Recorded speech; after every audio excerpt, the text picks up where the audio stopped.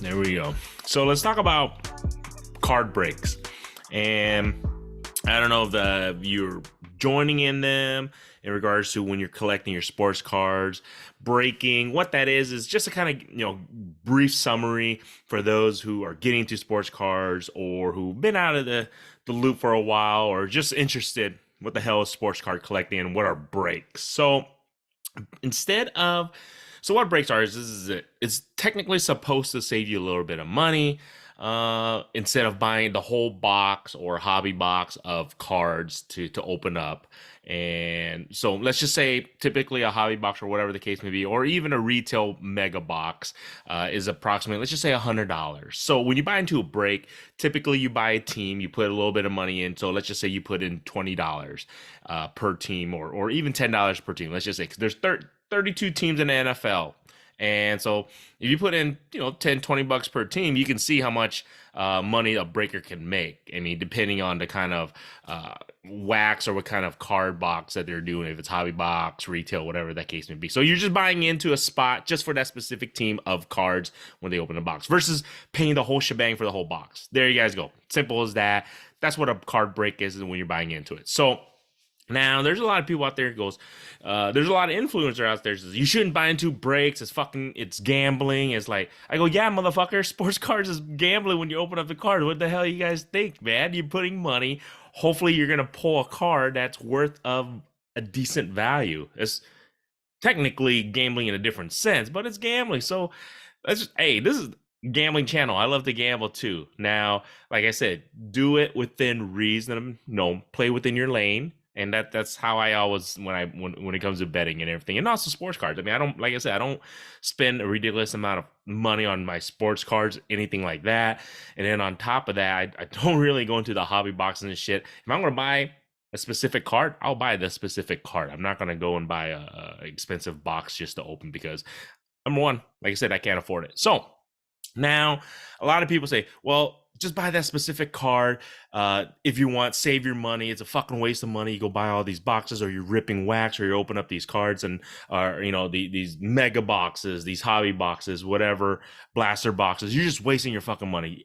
Technically, if the person is ripping and they're into cards, they should know better. It is a waste of money most of the time. You're not going to hit a massive card most of the time. Hence, if you look at the back, it gives you the fucking odds, guys.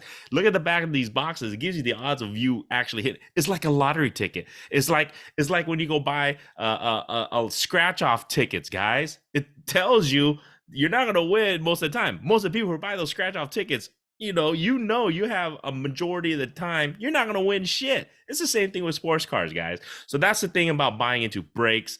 You get an opportunity to pick a specific team, and you don't have to spend that mass amount to buy an entire box. Well, that's the whole thing about it. Now, a lot of people are like, oh, the breakers, they're going to go out of business with, Fanatics, the way things are going now, and, Panini and all that shit. I go, look, guys, I host on Whatnot. I have fun with it. I don't charge in a vast, crazy amount. It's just regular retail wax. I have a lot of fun. And my thoughts are, I still see people interested. They still love it. Just for the low, I keep my show, at least with the low limit gamblers like myself. So that's just my thoughts. There's obviously high breakers. They're not going anywhere, guys. Everybody's like, oh, they're going to go out of fucking business. The margins are slim. It's a lot of work. See, a lot of people don't realize, I break, I don't do too much because it's a lot of fucking work, guys. What you guys don't understand is everything from packing it per team, because you got to separate all the cards per team. Then let's just say there's 30 plus, people buying into the break. Most of the time there's multiple people buy multiple teams, but I'm just saying it could happen 30 plus different people buying into the freaking break. So that means 30 people are going to get different shipments. I got to pack 30 plus shipments. So it's a lot of work. So when people are saying, these breakers are making a killing, it's like, it's still work. It's a lot of work. You guys have to understand that's what these guys are doing. And, that's why they price some of their breaks up so high.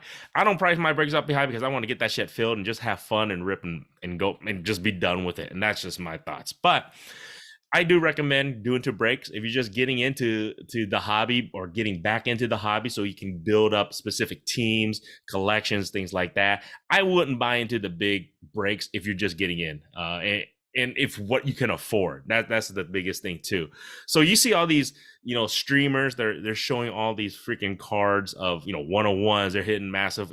They are massive hits, don't get me wrong, but you don't see me taking off my shirt. I'm not going to do that fucking bullshit. That's just, what, I think that's over dramatic. But you know what, the new breed of collectors love that shit.